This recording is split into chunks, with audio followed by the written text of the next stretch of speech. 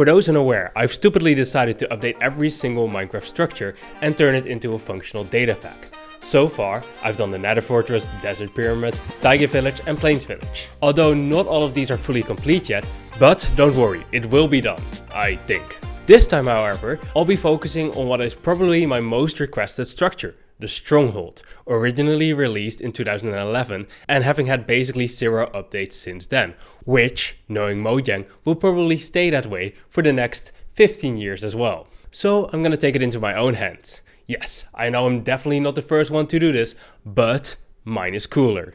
Maybe. To start this one, I first stripped the different rooms and hallways from the original. For all of these rebuilds, I tried to kind of keep the original structure in mind and base the upgrades and design choices on the original. I do try to keep the game balance in mind, but for some stuff I pick looks first. I started with the fountain room, just because I felt like it would be the one room that could include the most amount of overlapping elements. Now, it did take me a fair bit of time to get something I liked. I even switched focus to the end portal room just because I wasn't happy with what I was doing with the fountain one. I did some more stuff in between finishing those to really define the style that I wanted.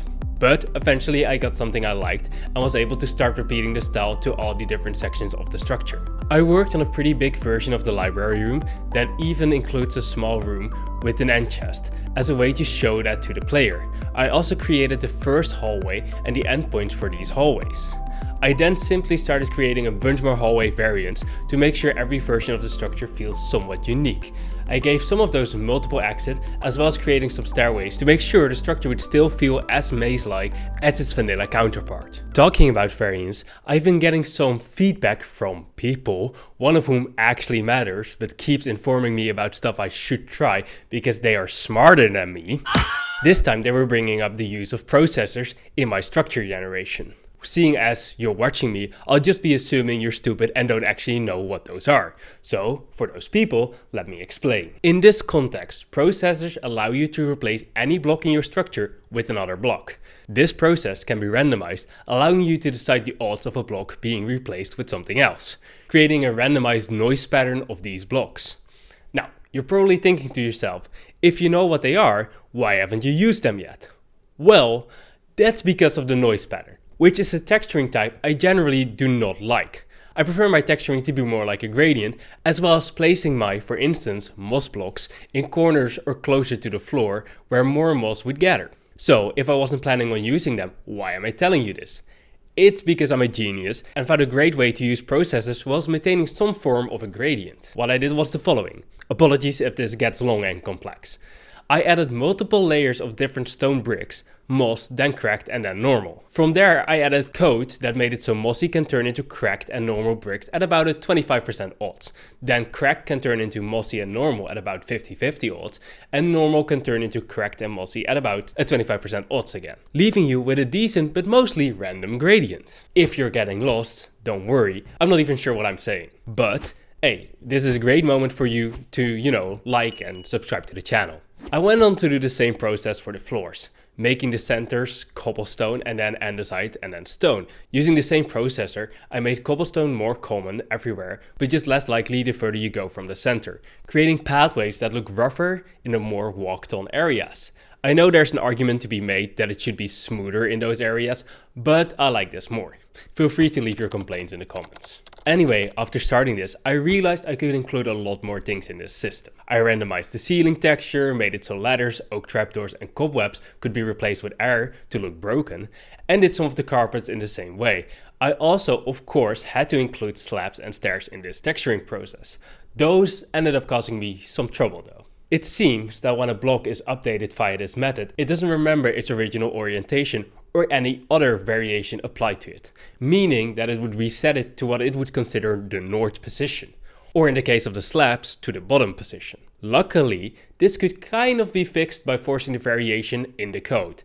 However, this would only really work if I made sure to do this for every single stair variant, and I was already getting close to about 400 lines of code. This wouldn't be a problem for the slabs due to how I used them, but it would be a massive headache for all the stair variants.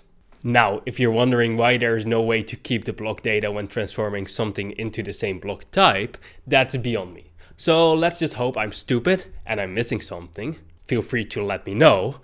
or I need to update my complaint letter to Mojang. To fix the stairs, I simply ended up rotating the rooms that had them to always have the stairs facing north. Every room that had stairs only had one type of staircase, which made this possible. For the spiral one, I luckily used slabs, saving me from that headache. However, I do use upside down stairs above the doors, so I simply just manually made some mossy and some not, because I couldn't be bothered doing that all with code. Nobody will notice if I don't tell them. So let's hope this video doesn't do too well now. Like I said before, if you know a better way to do this, or anything else I show, feel free to let me know in the comments, or join the Discord. I'm very active there and happy to listen to your complaints or answer any questions. Your help is truly appreciated, which is why I want to thank everyone who suggested using the operators tab in creative mode that includes light blocks, which I simply didn't know existed, as well as people who suggested changing the mobs that pyramids can spawn using spawn overrides during the world generation process. This will help me fix the issues I was having with the desert pyramid. I'll get back to that later, however. Now, let's get back to your regularly scheduled programming. In between working on the texturing, I also worked on including some additional variants by adding more randomized structure spawning in each room. I created some lamps and chains that can occasionally spawn, hanging from the beams, as well as these gate-like things that can spawn in the hallways to break up some of the repetition that may otherwise occur. I later also added the workstations that replaced this chest spawn. This, in combination with the processors, seems to really improve the overall look. It's interesting because although I did something similar with the Nether Fortress, that one is not nearly as solid. I might actually be improving, who could have guessed? Then I made a smaller library room, which is more likely to spawn than the big one, as well as turning this jail hallway into something more prominent, seeing as I hadn't done that one yet. I even went on to randomize the jail cell bars, giving them some broken variants. I then started working on my final structures, including a few sleeping quarter variants. I'm aware these don't really exist in the normal stronghold, but it felt super fitting to me, and it's part of the structures that only spawn on the endpoints, like the library rooms. Interesting thing about that, because these are the structures that spawn as far out as possible, it means they can't have any other jigsaw blocks trigger. So I couldn't include the gates or the random hanging chains and lights.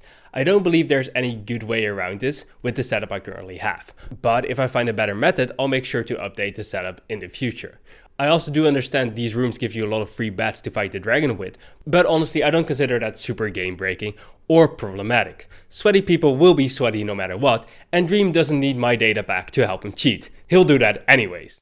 Lastly, I of course had to make sure the portal room could spawn with some Eye of Enders already being placed.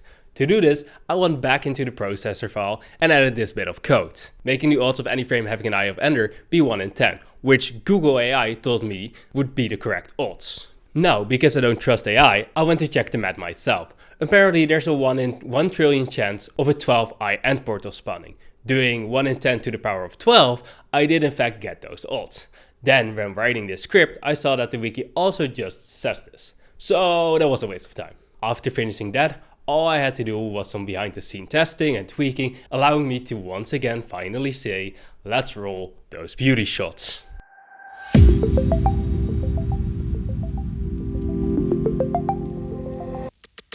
Once again, I want to thank you all for watching. I still have a fair bit of things to finish from the last video, but I'll try to do more of that in the coming live streams.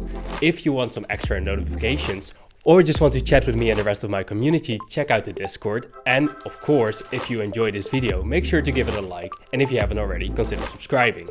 Big shout out to my channel members for helping me slowly turn this hobby into something more.